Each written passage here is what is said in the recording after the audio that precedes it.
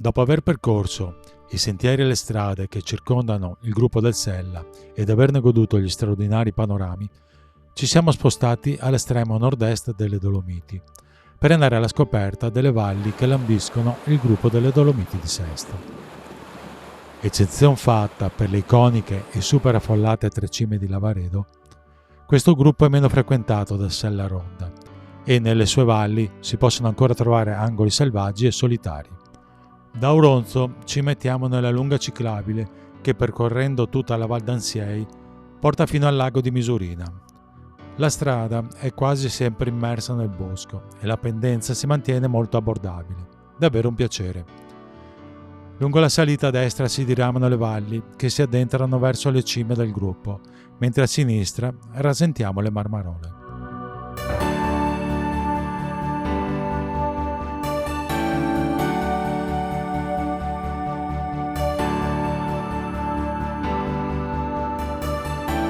Arrivati al lago di Misurina, finalmente si apre uno degli spettacoli più impressionanti dei Monti Pallit.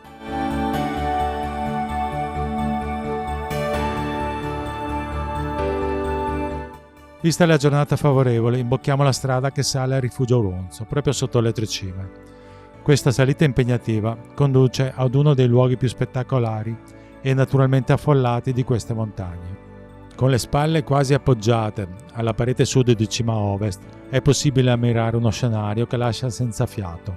Un susseguirsi di cime, guglie, pareti formano una serie di quinte impressionanti ed ineguagliabili.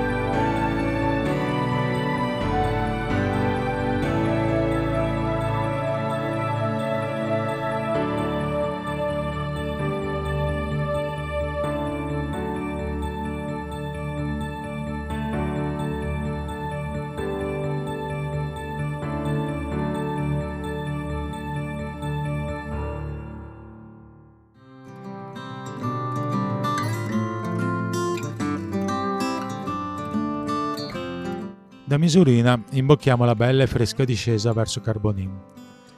Siamo a fianco di un altro grande gruppo dolomitico, il Cristallo.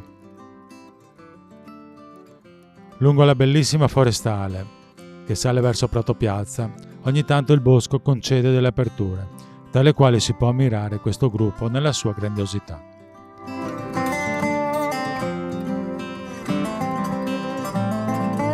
Prima di giungere a Prato Piazza, usciamo dal bosco e, circondati dagli incantevoli pascoli sottostanti il rifugio di Vallandro, non possiamo non fermarci a godere di questi panorami indimenticabili. Ripresa la bicicletta, ci accorgiamo che cominciano ad apparire anche i primi contraforti della Croda Rossa d'Ampezzo, ancora una cima maestosa da inanellare nei nostri ricordi. Giunti sui piani di Prato Piazza, ci fermiamo per ammirarla meglio. La cima è coperta dalle nuvole, ma proprio in quell'istante, tra due guglie, compare la luna a regalarci un momento magico. La discesa fino a Villa Bassa, in Valpusteria, è vertiginosa e quando arriviamo in valle ci accoglie un caldo quasi torrido. Come rimpiangiamo il fresco di Misurina!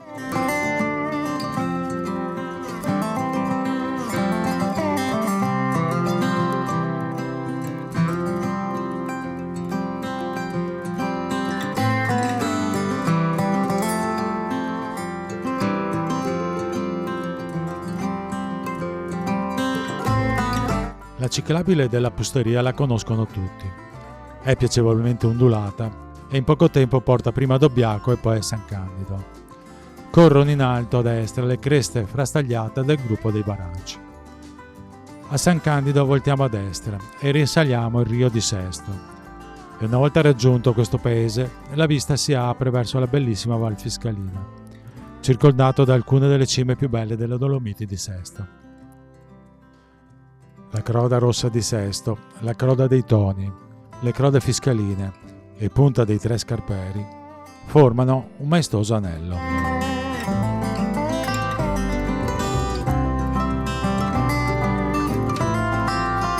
Superato il passo di Monte Croce Comelico, scendiamo fino a Padola. Ancora sulla destra sfilano altre famose cime del gruppo, come il Monte Popera e la Cima Bagni.